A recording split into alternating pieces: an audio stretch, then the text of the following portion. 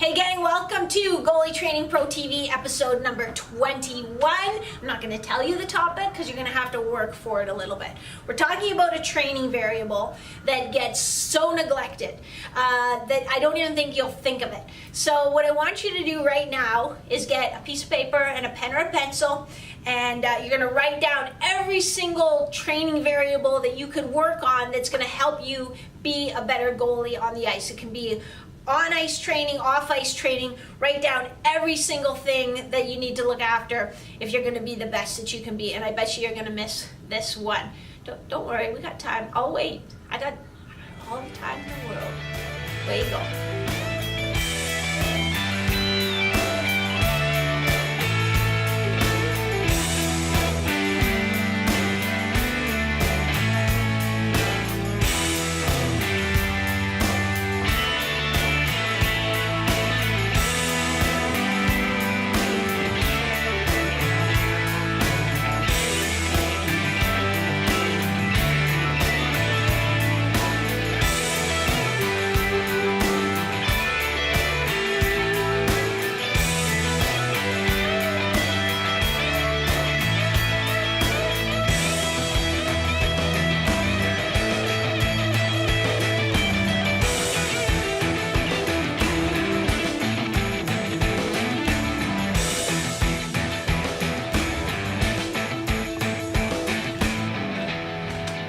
Okay, let's see how you did.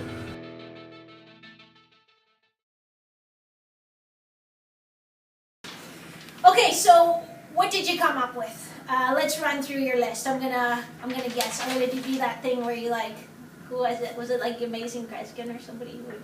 I think Johnny Carson used to do it. But anyway, I'm gonna guess what you came up with. Guessing you came up with strength training, speed training, flexibility, stamina, probably you said agility. Some of you probably got nutrition, which is another great, you don't think of it as a training variable, but it is. It has a big impact.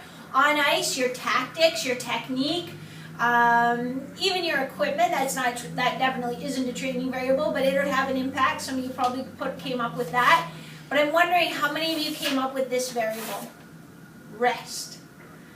So, I had an email actually just this week of a goalie that I haven't worked with them yet, but apparently they play really well, have some fantastic opportunities. This is a big summer, so they sent their schedule that was and then I'm going to go and work out from this time to that time, and then I'm going to go do, a hot yoga class, and then I'm going to go for a run, and then I'm going to go and it was the solution to the problem was volume.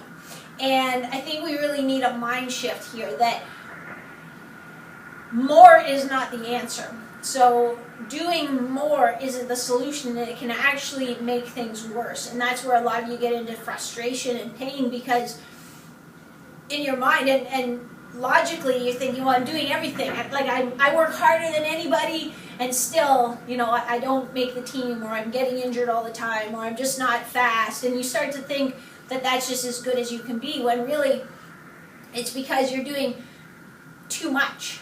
And even if it's all really, really good stuff, it's just too much. Our bodies are sort of machines, but they're not literal machines like a car that you just put in gas and drive. Even a car needs regular maintenance.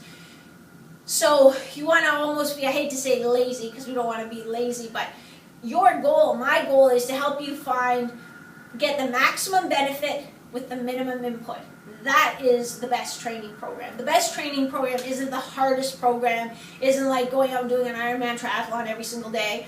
It's finding that exact right dose. So, and it's so hard because even you watch almost any hockey game or any goalie that is performing really well, and what do the commentators talk about? Oh, and he's such a hard worker, and he works so hard, and I watched his warm up, and it was so hard, and it's like, that's not the answer. So let's look at it.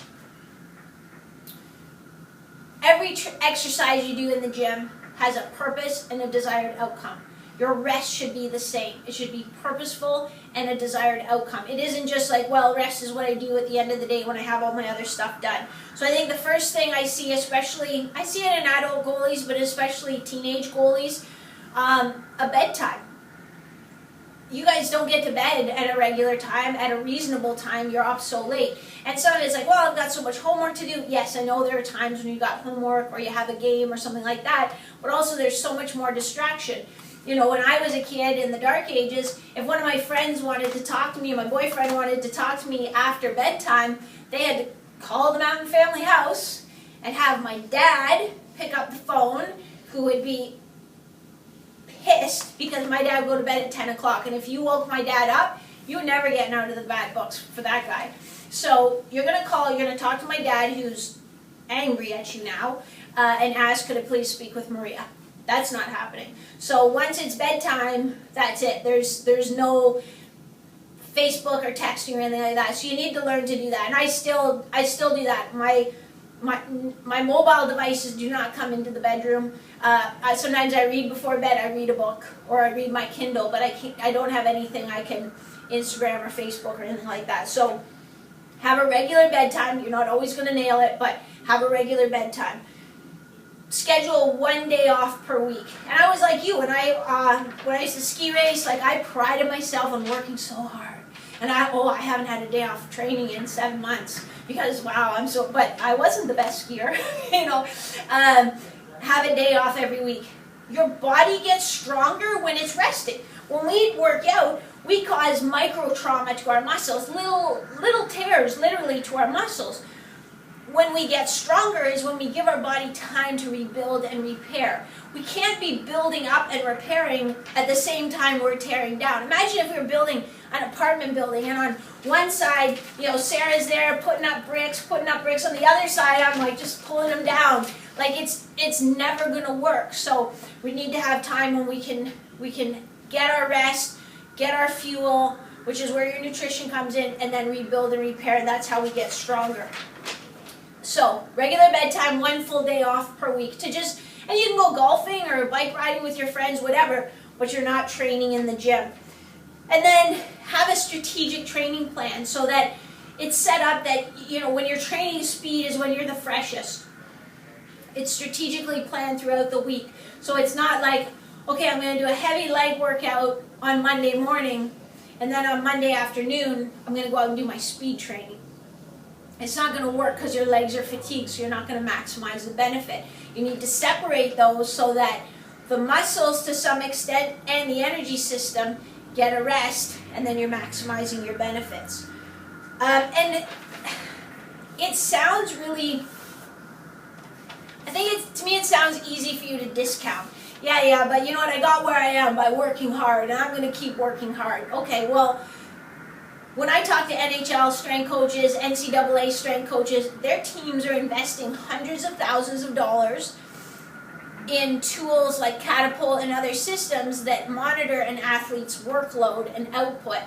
And what they're using that information to see is not so much, oh, this guy isn't working hard enough, let's make him work harder. What they're trying to see is who's working too hard. Because mostly there are some people who genuinely are lazy.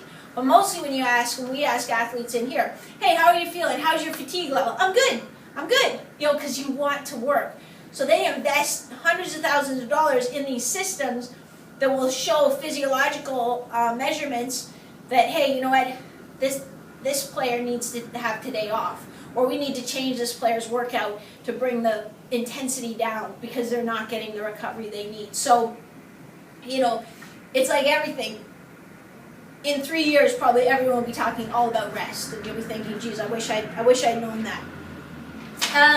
So how can you know if you need more rest? Well, it's a little bit hard to know. So part of it is just setting up a good plan and doing the things like a preventative maintenance. Other things, tools you can use, there's a thing called heart rate variability.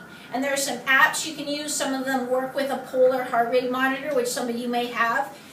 And what heart rate variability is it measures the variability in the time between beats. So, you know, if we just go here, we feel our heart bump, bump, bump.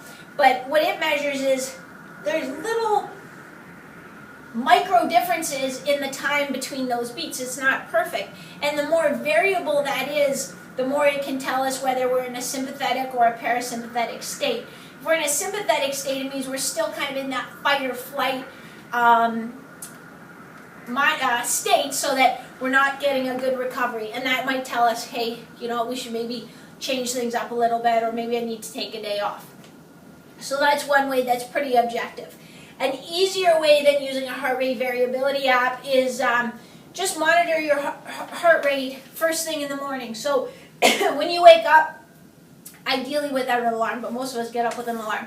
But when you wake up, before you get out of bed, just get your watch, check your pulse, take your pulse for, I like it if you do it for 30 seconds. If you do it for 15 seconds and multiply it by 4, there's 4 beats of air you can get on either side, so that could be 8 beats of air. So just do it for 60 seconds, count the beats, and write it in your training log. It doesn't really matter what the number is. What matters is how it changes over time. So let's say you wake up every morning, your resting heart rate's 56. 56, one day it's 54, 55, 58. Now all of a sudden it's like 70 or 68 for a couple days. That suggests too that you're getting a little bit overreaching, that you maybe need to take a day off. Pen and paper. So you can just write in your training journal. How many hours did you sleep? Rate your mood. How hard your workout felt. This isn't really recovery, this is hydration, but I'm sneaking in. What color is your pee? Is your pee look the color of pale lemonade, or is it darker than that? If it's darker than pale lemonade, you need to drink more, which is another key element of recovery. And did you eat breakfast? So you can write down those things. Really the first 3 are a little more to do with your rest and recovery. The other 2 are just nutrition and hydration. And then again, you track that over time. So if you find that, geez, usually I'm a 5 out of 5 or a 4 out of 5, and for the last week I've been sort of a 2 or a 3. How much am I sleeping? Well, normally I'm getting 7.5 hours of sleep, but because of school or whatever, for the last couple days I've only been getting 5. And then you can start to see those correlations. Just something that helps you appreciate the importance of getting your rest.